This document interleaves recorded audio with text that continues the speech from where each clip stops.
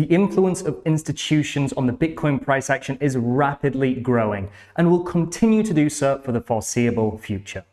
But by leveraging this data, we can actually create a strategy that has historically provided even more profits than Bitcoin itself. So we'll jump right into it with the ETF cumulative flows chart we have here on BitcoinMagazinePro.com.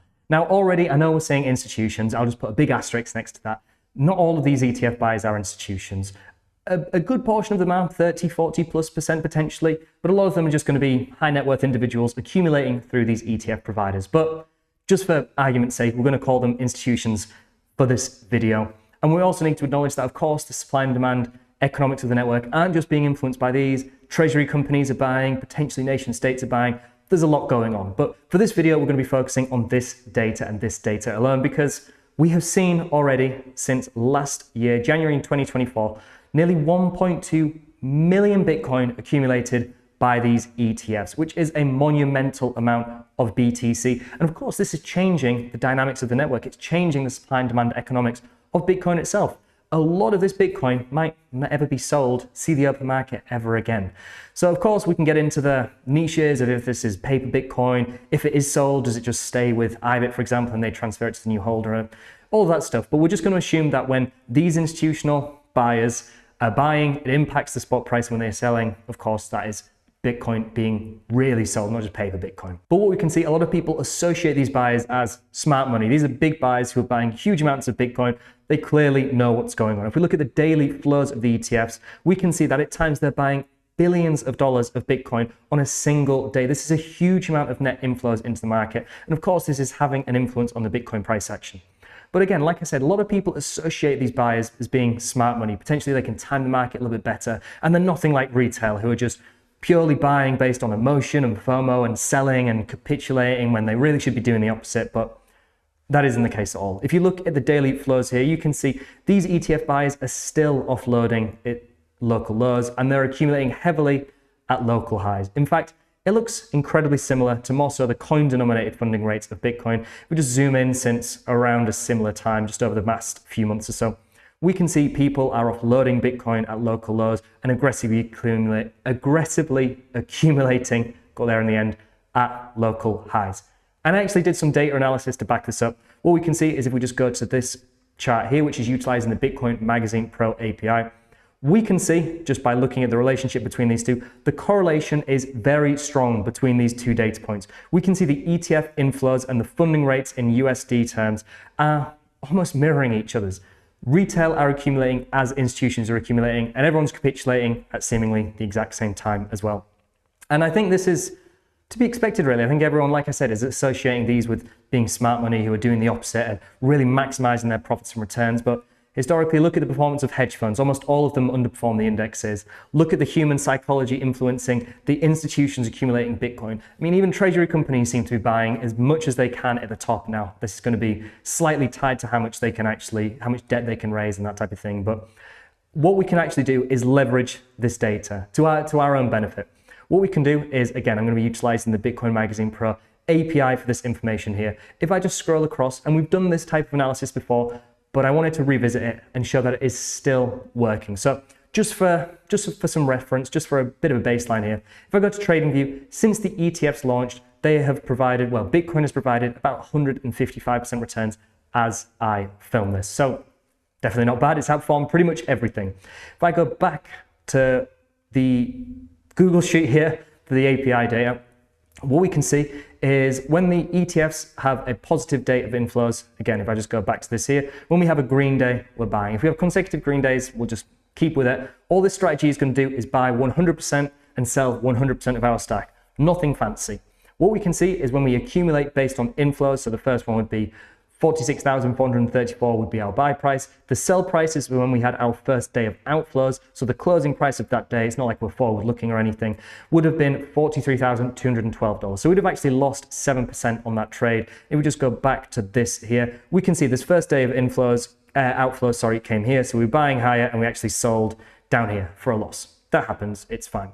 What we can see is if we followed this throughout the entire, however long it's been since the ETFs had been launched, all the way down here compared to buy and hold. So this column here is the percentage returns of buy and hold, and this column here is the percentage returns of just accumulating and selling based on these ETF flows. And I'll scroll all the way down, and what we can see is following this ETF strategy has provided near 200% returns. It says 299, but we started on 100, almost as a dollar capital. Imagining starting with $100, now you're on $299. So essentially 200% returns compared to the buy and hold of Bitcoin of 153.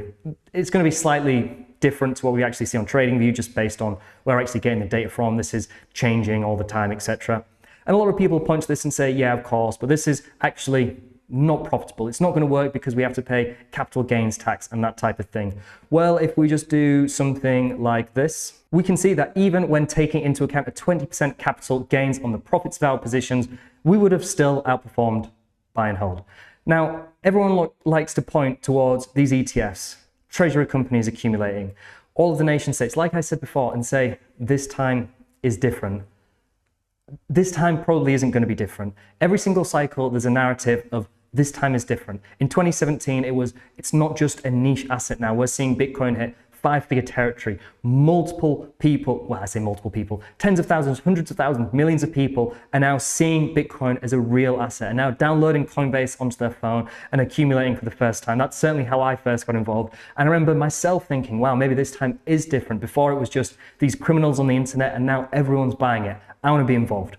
In the 2020, 2021 cycle, now we're seeing big institutions for the first time. We saw the first accumulation by strategy. Big companies like FTX and other exchanges, Celsius, 3AC, etc., were buying billions and billions of dollars of Bitcoin, buying stadiums and naming them after themselves. And of course, everyone said this time is different. It's not just retail anymore. We're seeing huge institutional inflows into the market. This time is different. And it wasn't different. This cycle, it's the ETFs, it's treasury companies, it's nation states. This time is going to be different. We're seeing a huge amount of Bitcoin being accumulated. That's never going to hit the above market again. The reality is everyone is susceptible to human psychology, human nature, and just the instinctive reaction you see to Bitcoin's price increasing or decreasing. Is this time different? I would love it to be. I would love to be proven wrong, see a Bitcoin super cycle, see a massive exponential rally and no considerable drawdowns, but I just don't think it's going to happen. I think the more things change, the more things stay the same. But why does this strategy work? If I'm saying that these institutions aren't actually great at buying, they aren't actually outperforming, they don't have secret strategies that they're utilizing. I'm sure some of them do, but by looking at majority, by looking at the inflows, we can see all that they're doing is just following the general trend of the market.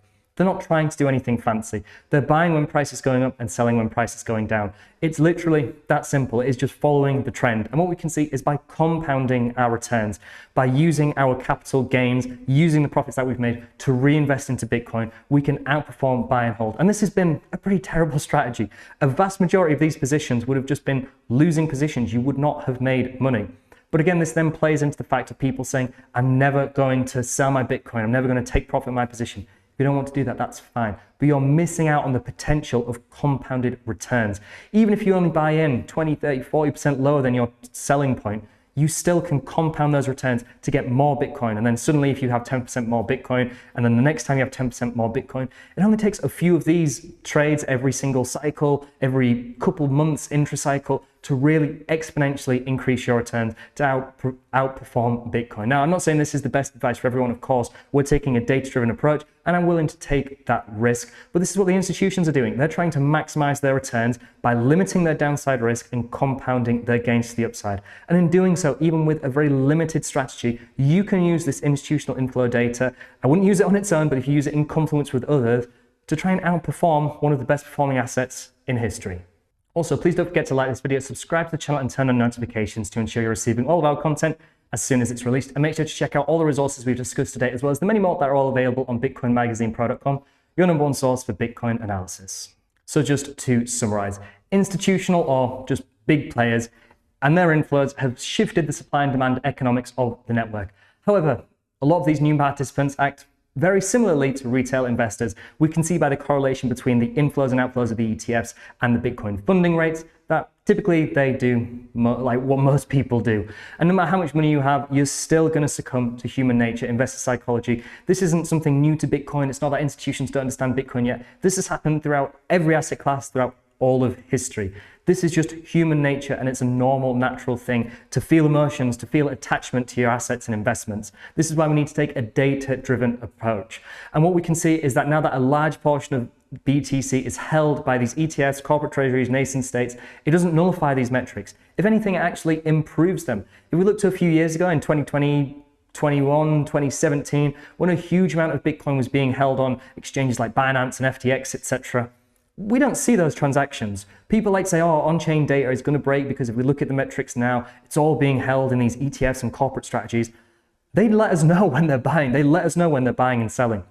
Do you think average Joe who's buying Bitcoin on Binance and trading it, if that data becoming publicly available, maybe the funding rates, maybe the open interest, etc., but we're not getting the insights into what prices they're buying and selling and accumulating at? All of that Bitcoin went onto exchanges and at some point potentially came off exchanges, and we get that data. We don't get every single trade happening. Whereas now with these ETFs, we can see in real time how much these big players are buying. We can see with the treasury companies how much Bitcoin they have on their balance sheets. This is now improving Bitcoin data and providing confluence rather than just relying on these on-chain data points that we historically had to do, and maybe a little bit of derivative data. Now we get more data from these big institutions, treasury companies, and all of this is providing a clearer picture of what expectations are for Bitcoin in the coming weeks and months. And what we can see is historically, just following these ETF inflows and outflows, we've outperformed buy and hold. As I said, I've done this video a few times. Every single time I've done it has been probably 6 months apart, and every single time everyone says, yeah, but this is never going to continue to work. It's continued to work. Honestly, I'm pretty surprised. Like I said, I wouldn't rely on this entirely, but used as part of confluence to see where institutional investors anticipate the price action to go in the coming days and weeks, alongside some other data points, can really just improve our own investing, given the fact that they just follow the trend, they keep it simple, and we should be doing the same. If you like this video, then please visit bitcoinmagazinepro.com, where our analytics help you to cut through the noise to make informed, data-driven decisions about Bitcoin. With over 150 live charts, personalized indicator alerts, in-depth crypto industry reports, API access, and more, all for a fraction of the standard industry price. And let me know what your thoughts are on potentially using these institutional data points to improve your own Bitcoin investing and analysis. Is this something you're going to incorporate, or again, do you think that this is something that's going to be short-lived and just a flash in the pan type strategy that's only profitable over a very short space of time? As I said, let me know in the comments below and on social media. I look forward to reading and replying to them. Thank you all very much for watching, and I'll see you in the next one.